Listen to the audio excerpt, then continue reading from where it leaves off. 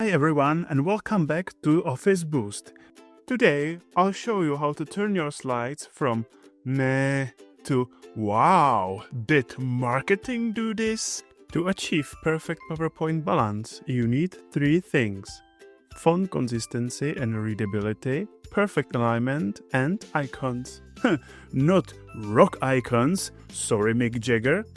Just a good design hygiene, and today I'll show you how to do it too. Buckle up, because this is gonna be mildly wild. First pro tip is don't mix PowerPoint with a writing novel. Leave long, meaningless text without a point to the guy who wrote Game of Thrones. Let's do it. Copy your text, paste it in, and style it up. If you are unsure about the font size and type, just look into the PowerPoint template that we prepared for you. If you want to change only a single word or letter, you need to select the specific word with your mouse and then adjust the new values. If you want to change the entire text at once, simply click on the text box. This way, for example, we can set the line spacing to 1.5. which makes the text clean, clear, and easy to read. Next, let's clean up the text a little, for example, by removing extra line breaks. If we want to present several different points on a slide, such as product benefits or team goals, it's a good idea to divide the text into separate text boxes. This will make alignment easier, as we will see in just a minute. But first, let's give the text some breathing room. In the paragraph menu at the top, click the small drop-down arrow to open the settings for space before and after a paragraph. This helps separate the headline and keeps the slide clear and tidy. And now tell me this. Did you know that besides standard black bullet points, you can also use different bullet styles to better communicate your message? Let me show you how. Just highlight the text you want to change, go to the bullets and numbering, and there you can adjust the color and the style of your bullets. Use green ticks for positive points and red X's for negatives. The tick marks are easy to find in the default bullet types, but for the X's, you have to dig a little deeper. Click Customize.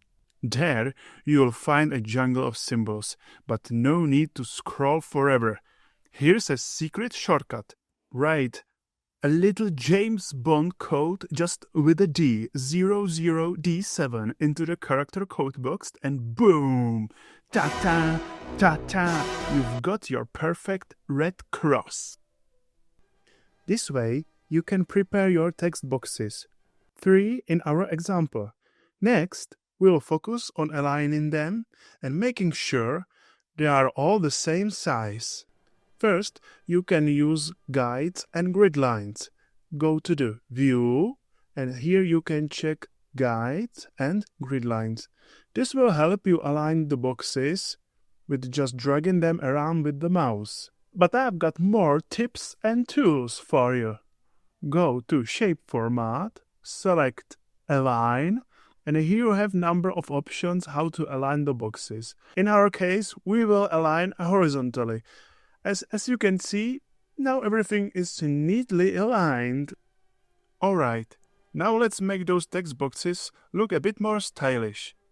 Select them all, right-click, select Format Object. In Format Object, we have Shape Options.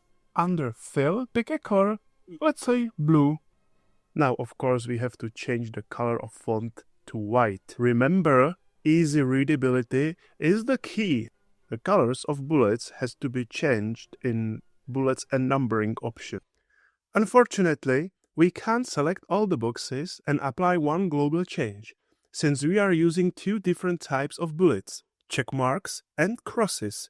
That means we need to adjust them one by one. Now you might be thinking, the text feels a bit too close to the edge, and I'd love those nice rounded corners, like on my iPhone.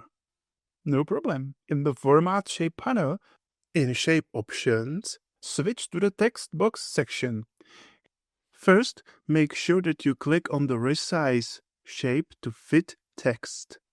And then you can adjust the margins, left, right, top, bottom.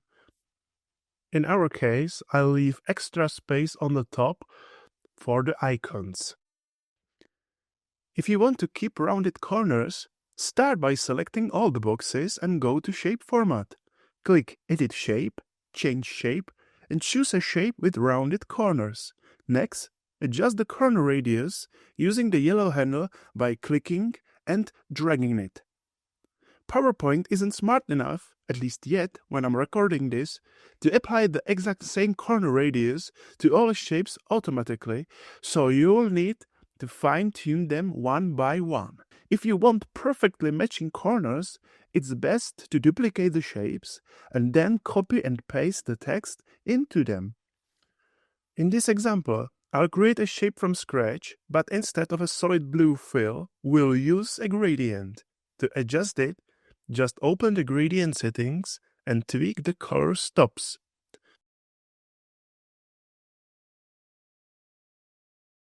We can also change the gradient direction or how much blue or green will be inside of the gradient itself.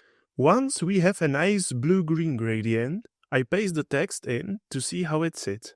If it looks good, I duplicate the shape by holding Alt and dragging it by mouse. You can also use Ctrl-C and Ctrl-V if you prefer. And if the alignment ends up slightly off, simply use the Align tools again. You can even use the option to distribute horizontally or vertically. And now a small secret. When I copied the first text, I also copied the second and the third examples. But they aren't visible yet. That's because layers in PowerPoint are stacked in the order you create them. We created new shapes, which now sits above the text. To fix this, simply right-click the shape and choose Send Back or Bring to Front if needed.